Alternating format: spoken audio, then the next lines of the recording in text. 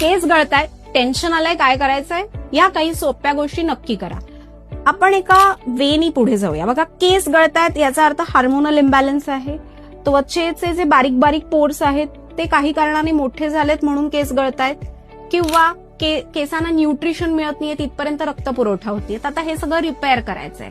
भुजंगासन करायला सुरुवात करा. भुजंगासनामध्ये आपण जेव्हा व्यायाम करतो ना, तेव्हा डोक्यापर्यंत रक्त पुरवठा व्यवस्थित होऊन पचनशक्ती सुधारते.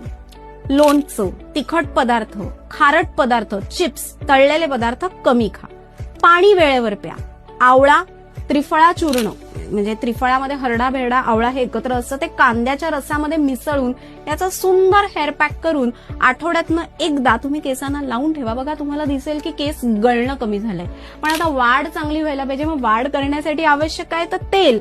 आठवड्यातनं एकदा बदामाचं तेल, एकदा एरंडेल तेल, एकदा खोबऱ्याचं तेल आणि एकदा तिळाचं तेल. तीळ हे किती बल्ले आहेत हे मी कायम सांगत आले.